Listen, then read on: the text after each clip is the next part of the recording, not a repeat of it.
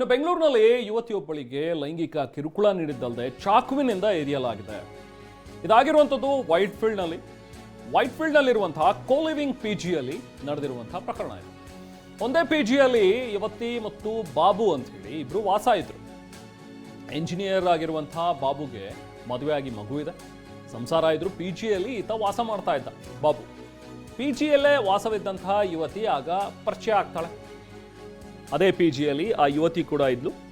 ಆಕೆಯ ಜೊತೆಗೆ ಪರಿಚಯ ಮಾಡ್ಕೊಂಡಿದ್ದ. So number ಪಡ್ಕೊಳ್ತಾನೆ. ಅದಾದ ನಂತರ ಆಕೆಯ ಸಂಪರ್ಕದಲ್ಲಿದ್ದಂತಹ ಆರೋಪಿ ಕಳೆದ 3 ದಿನಗಳ ಹಿಂದೆ ಯುವತಿಗೆ ಲೈಂಗಿಕ ಕಿರುಕುಳ ಕೊಟ್ಟಿದ್ದಾನಂತೆ.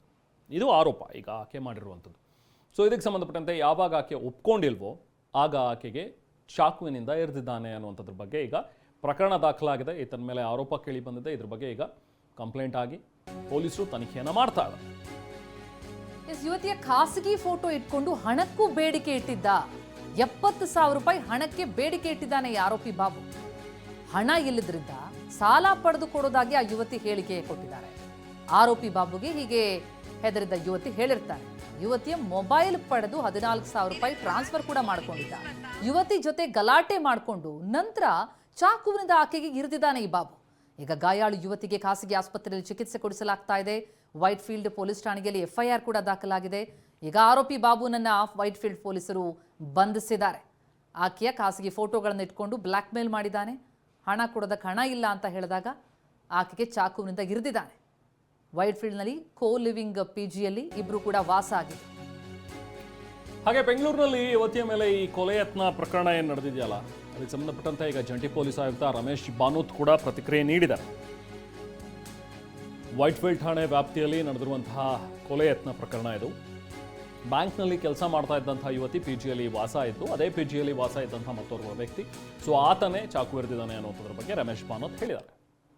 ವೈಟ್ಫೀಲ್ಡ್ ಪೊಲೀಸ್ ಸ್ಟೇಷನ್ನಲ್ಲಿ ಇದು ಪ್ರಕರಣ ದಾಖಲಾಗಿತ್ತು. ಇದು ಮಂಗಳವಾರ ಬೆಳಿಗ್ಗೆ 16ನೇ ತಾರೀಕು ಬೆಳಿಗ್ಗೆ 3 ಗಂಟೆಗೆ. ಅದು ಆ್ಯಕ್ಚುಲಿ ಕೋ ಲಿವಿಂಗ್ ಸ್ಪೇಸ್ ಅದು PG ಇತ್ತು.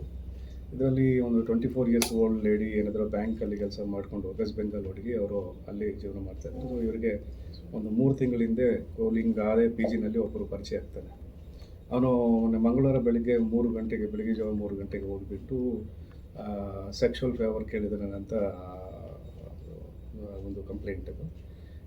ಅವರು ಒಪ್ಪಿಲ್ಲ ಅಂತ ಹೇಳಿ ಅವನು ಇಂಜುರಿ ಮಾಡಿದ್ದಾನೆ. ಇಂಜುರಿ ಮಾಡಿ ಆನಂತರ ಅವರು ಪ್ರೈವೇಟ್ ಫೋಟೋ, ನ್ಯೂಡ್ ಫೋಟೋ ಒಂದು ತಗೊಂಡು ಅದೇ ದಿನ ಮತ್ತೆ ಒಂದು 70,000 ಅವ್ರ ಕಡೆ ದುಡ್ಡು ಕೊಡಿ ಅಂತ ಡಿಮ್ಯಾಂಡ್ ಮಾಡಿದ್ದಾನೆ. ಅವರು ನನ್ನ ಕಡೆ ಅಷ್ಟಿಲ್ಲ ಅಂತ ಹೇಳಿದ ಮೇಲೆ ಒಂದು 14,000 ಗೂಗಲ್ ಪೇ ಮಾಡ್ಕೊಂಡು ಹೋಗ್ಯಾರಂತ ನಮಗೆ ಕಂಪ್ಲೇಂಟ್ ಬಂತು. ಆ ಎಮ್ಮಕ್ಕೆ ಇಂಜುರಿ